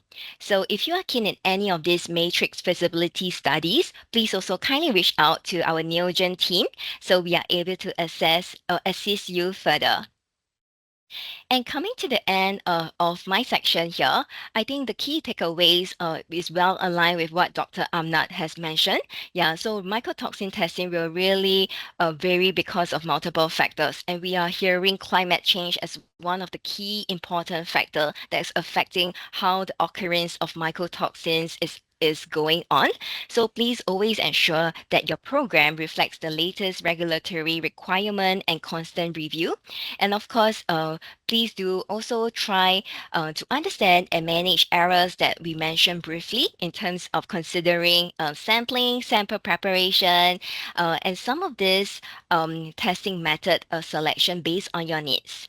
So at the end of the day, Neogen here is Neogen, we are here to offer you resources as well as technical service to support you further in your journey. And if you would like to actually download some of these updated resources, please feel free to scan the QR code, or you can also visit us at engage.neogen.com/apac-harvest.en. And with that, that's the end of my section this morning. And thank you so much for your attention. Yeah, and I'll pass it over to June. Thank you very much, Shalene, for providing our participants with what Neogen can provide when it comes to mycotoxin testing. Just in case you would be needing any of the test kits shared by Shalene, again, you don't hesitate to connect with anyone from our distribution partners or our sales team in your country. We have received a lot of questions for Dr. Amnart and also for you, Shalene. But before we go into that, since there are still some participants who are typing in their questions, I can see it. I can see the questions appearing now. I would like to inform our participants that Neogen has a mycotoxin handbook, and this is available for all of you for free. So if you want to have a copy of this handbook, all you have to do is just scan the QR code, which is now flashed on your screen. Once again, this is available for free to all of our customers. It contains a lot of information that may be valuable for you when it comes to mycotoxin management. And I believe Shalene and Dr. Amnart, you're already ready for the Q&A. So let me start asking questions coming from our participants today. And the first one is something that I'm also a bit concerned with. After what you have shared, Dr. Amnart, that mycotoxins are everywhere, they're present in most of the foods that we eat. I got a little afraid. So I can totally relate to the first question for you. Dr. Amnart, you mentioned that mycotoxins are everywhere. Does that mean that we get exposed to it through the foods we eat? Do Yeah. these mycotoxins accumulate in our body or are they excreted eventually? Mhm. Very interesting question. Yeah. Okay. Thank you for your questions. In this case, and I like in terms of the mycotoxins, when we expose to the mycotoxin to the body, we have to explain that there are some some phenomena will be occur when we expose to the xenobiotics, or that they have four process after we expose to the toxins. First is the absorptions, and next is the distributions, and third the metabolisms and excretions. So that when we expose to the xenobiotics, including the mycotoxin, actually they have to be excreted from the body.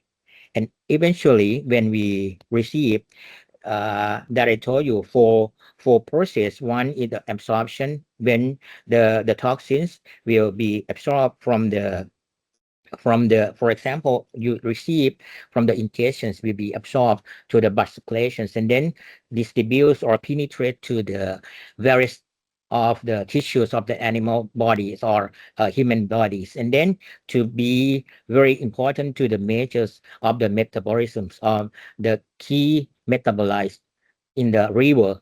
So that some that have two phase in the liver. First is the phase one, we call phase one metabolizing system. The CYP or cytochrome P450 will be pay attention for the xenobiotics or mycotoxins which enter to the bodies. And then the cytochrome P450 can be changed to the toxins in pollen form, if possible, from the toxic to be non-toxic or less toxic.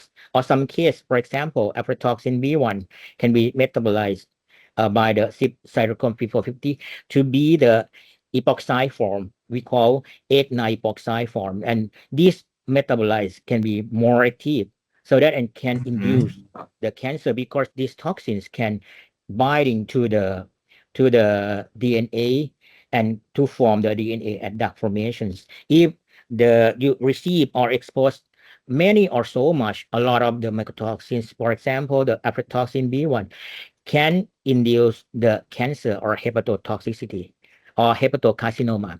And then actually the phase two of the enzyme system, for example, in case of the aflatoxin B1, can be the conjugating agents can be used from the phase two. We call, for example, glutathione.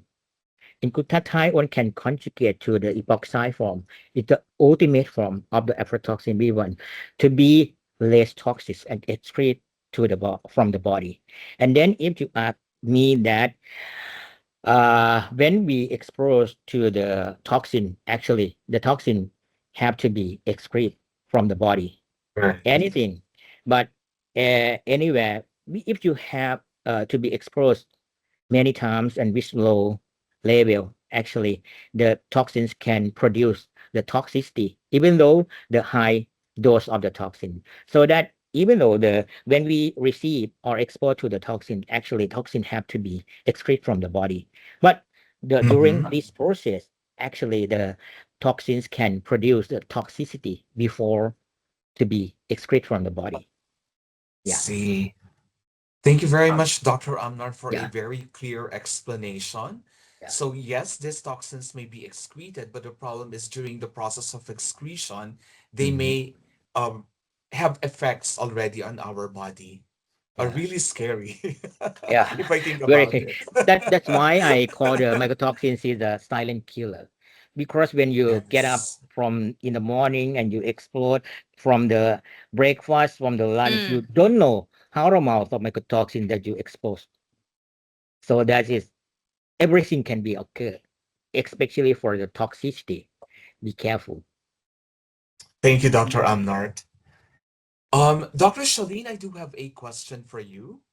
Um, and the question of our participant is, in general, based on your like understanding of the differences of the Mm. different methods, how do the results from rapid tests and HPLC analysis differ?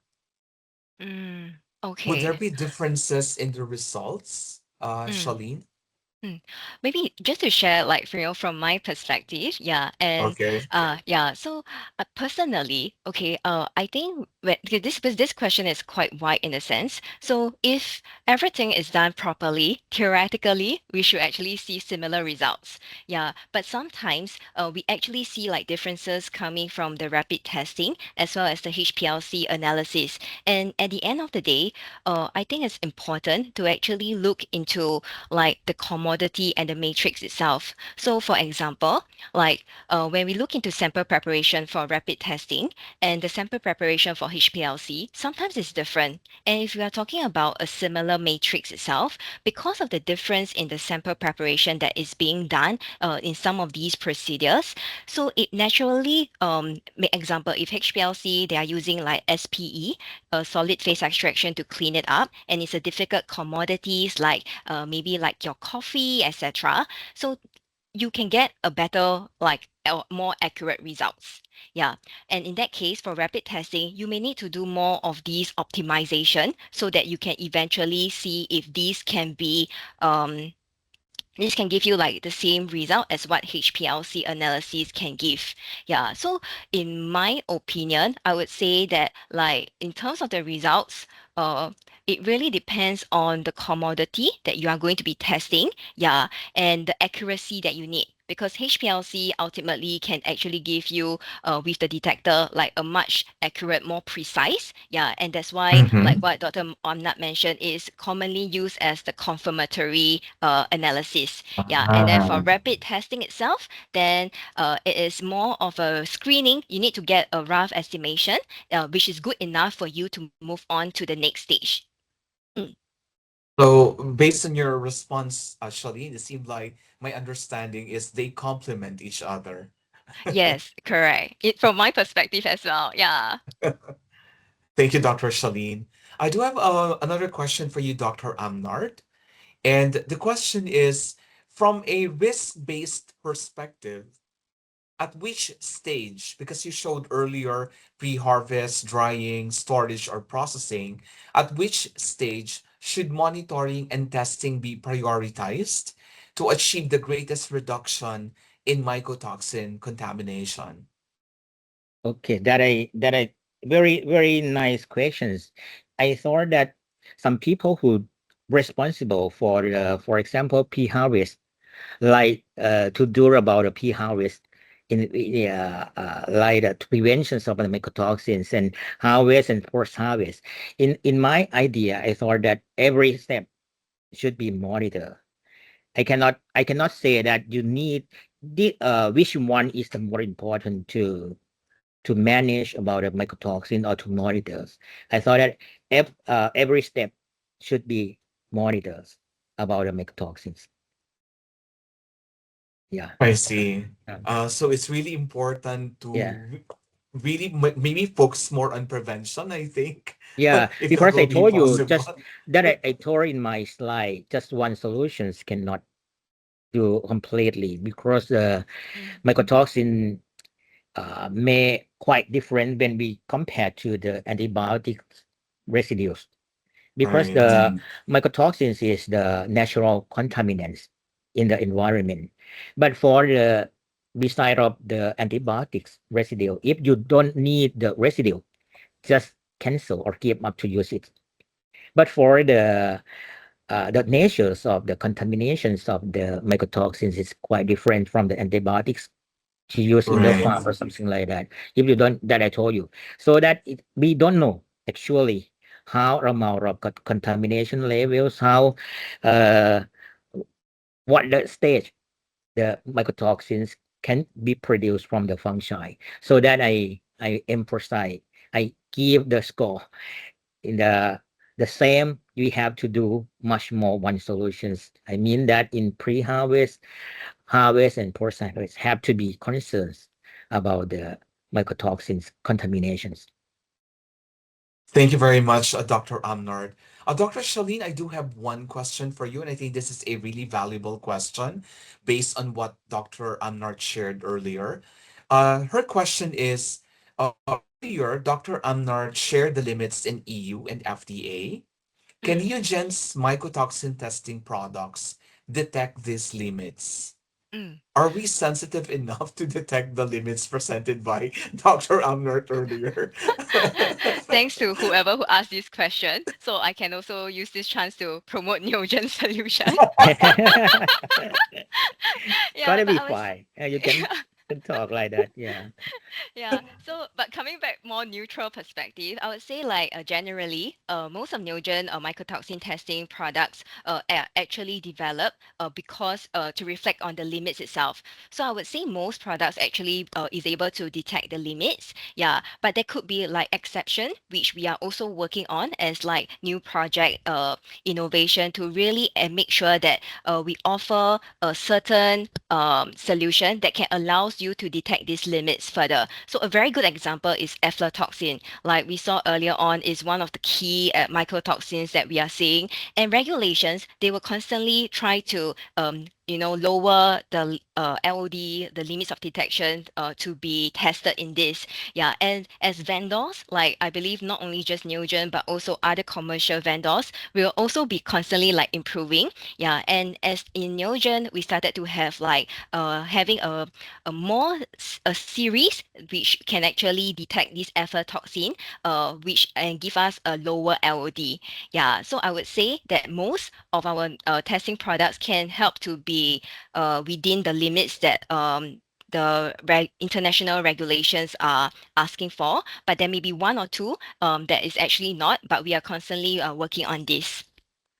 Okay, thank you very much, Dr. Mm. Shalene.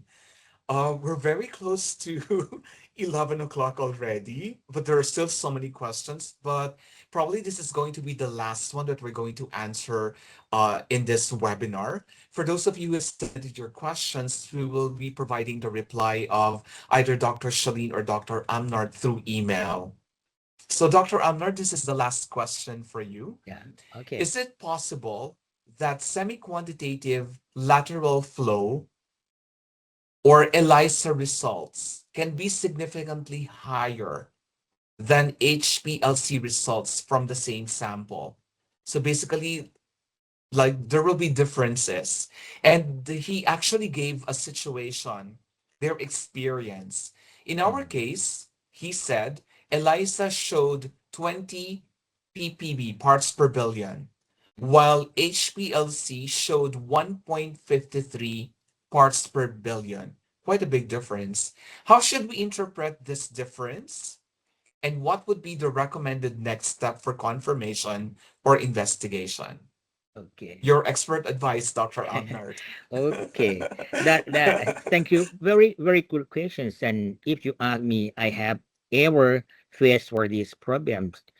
I thought it's not need the problem. I thought that we can find it. We can face on uh this like the levels of from the screening method can be higher than the confirmatory method or difference sometimes lower than because we have to know about the natures of the screening method that I told you, because we can see that in my slide, the cross activity can be detected or can be seen in the screening method one, and the second one, the metric effects can be interfere about the extract when we extract the some mycotoxins from the matrix. And another way, because the screening method is the semi-quantitative, so that actually we can see, because when we do it, the overestimations from these screening method can be seen. And another one, the extractions difference, the solutions or solvent to extract, the step for extractions. You can see when we do, for example, from ELISA, we just use the extractions from methanol in waters or acetonitrile in water. But for the SPLC, we use many steps. Sometimes we have to use the SEPAC or SPE to filter or to excrete the interference from to be the purity before you inject to the SPLC. So that I think that these this thing or this event can be seen, so that if you ask me how can I do for it, I thought that because when we do about the ELISA, we don't do about the method validation, right?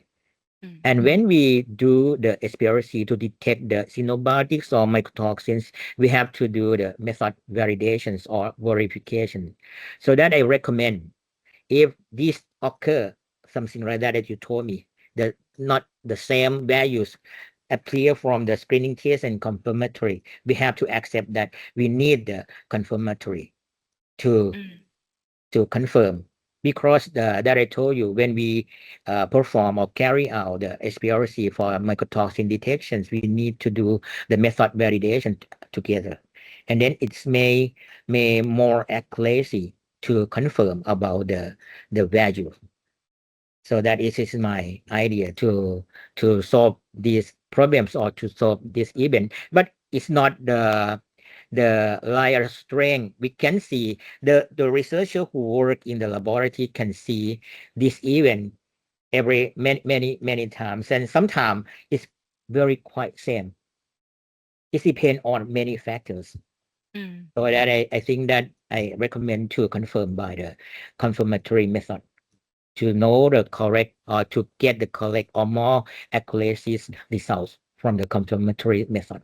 Okay, thank you very much.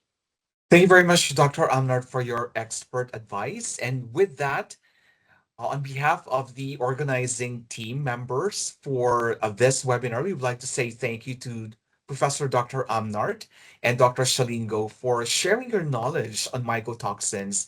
I'm sure able to enlighten many of our customers and provided expert advice that would help them manage their mycotoxins better. Thank you very much, Dr. Shalin, Dr. Amnard. Now, to all of our participants, I've received a lot of questions regarding a copy of the presentation. We will be providing you with a PDF copy of the presentation, but in order for you to receive the copy, please make sure that you take part in the survey or evaluation of this webinar. So you're seeing a QR code right now. You can take a picture of that so that you can complete the evaluation for this webinar. Once again, if you want to receive a copy of the presentation, please make sure that you provide your evaluation for this webinar. And to go to the Microsoft Forms for evaluation, please scan the QR code, which is flashed right now. If you need more time, a better way is for you to take a photo of this so that you can scan it later. Because before we go, we are going to have a quiz first. So this is a great opportunity for our participants to check how much have you learned from our session today. So we are going to have a quiz, and we are going to do that via Microsoft Teams. So kindly go now to Microsoft, through Slido. So go now to Slido. And all you have to do is to scan the QR code, which is flashed on your screen. Alternatively, you can open a new tab in your computer, go to slido.com, and just type in the PIN, which is 1488981. We've prepared 7 questions for you. And we are going to check now who among you understood the presentation of Dr. Amnart and Dr. Shaleen. We now have 12 participants logged in. Let's give a few more seconds to the rest of the participants so that they can participate in this quiz. Again, to those of you who submitted questions and we were not able to answer those questions, we will be reaching out to you through email. We will be forwarding the questions to Dr. Amnart and to Dr. Shaleen together with your information so that we can provide a reply to your question. So this was a very what kind of, how do I describe it? Very informative session for me because I know very little about mycotoxins. So we're happy that we had Dr. Amnart share his expertise about mycotoxins. And of course, Dr. Shaleen, who discussed some solutions coming from Neogen that you may adopt in your laboratory. Let's try hitting 50. We are at 42 right now. 44 participants logged in. 6 more before we begin.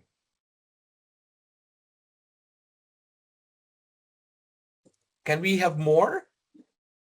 47, 3 more, and we will start with question number 1. Okay, it seems like we're at 40. Oh, one more. We are now at 50. Let me share the first question now.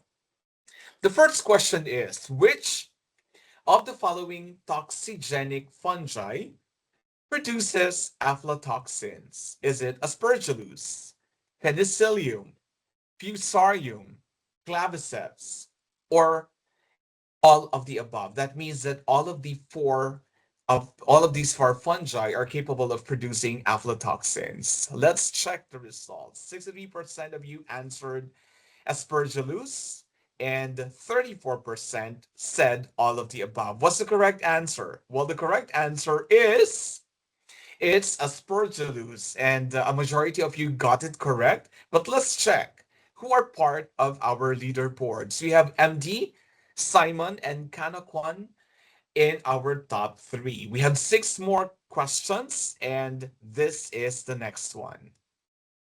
Which of the following is not true about mycotoxins?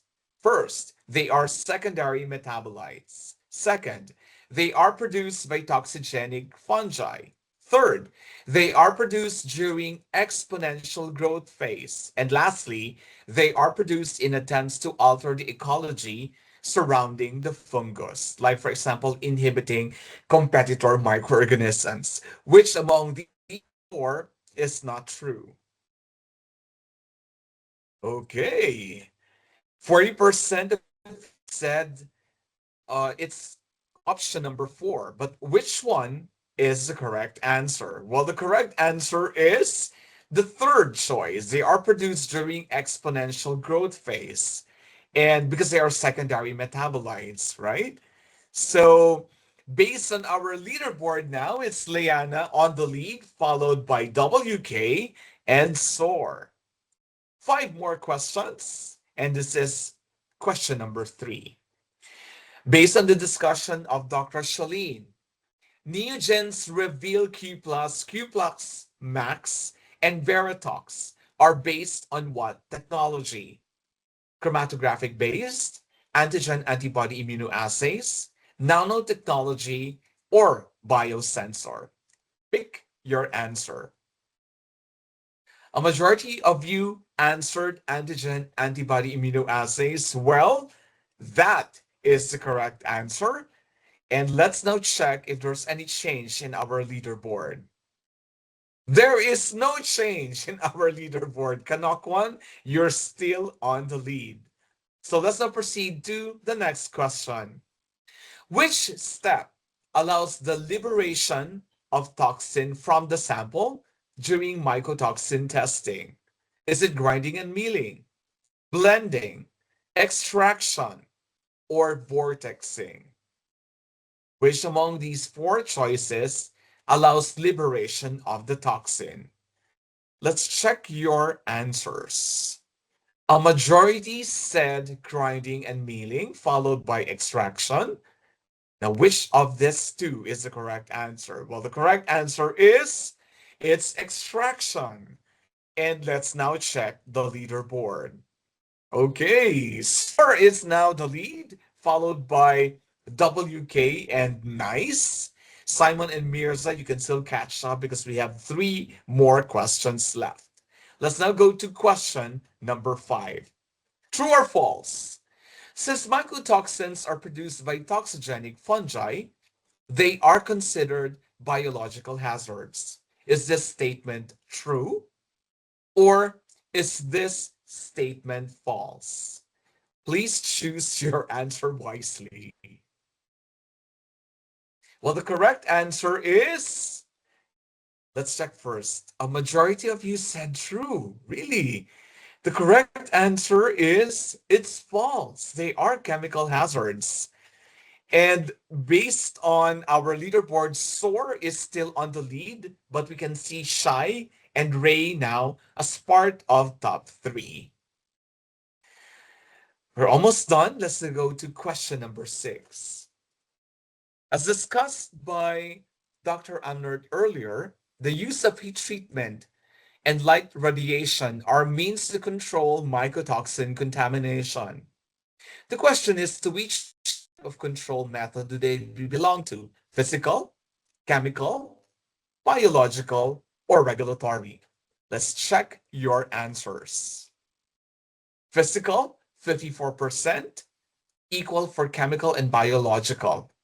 The correct answer is physical control. Now let's check if there's any difference in our scoreboard or leaderboard. There is a change, Kanokwan. You are now on the lead. Shai and Nice are still occupying the second and third spots, respectively. Now, this is the last question, which means that we will now find out who our winners are. The last question is, why is the matrix effect a significant concern during mycotoxin testing?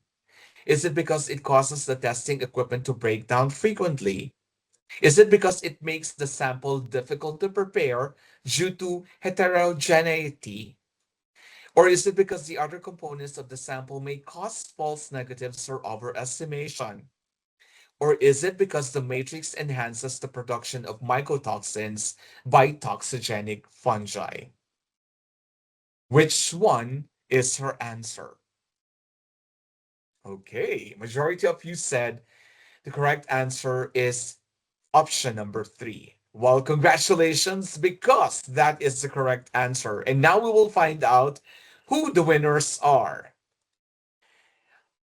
In third place, congratulations, Nice. Second placer is Shai and Kanokwan. You are the grand winner in our quiz for this mycotoxin webinar.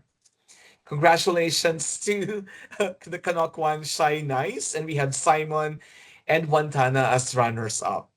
Again, to all of our participants, we hope that you have a great learning experience today.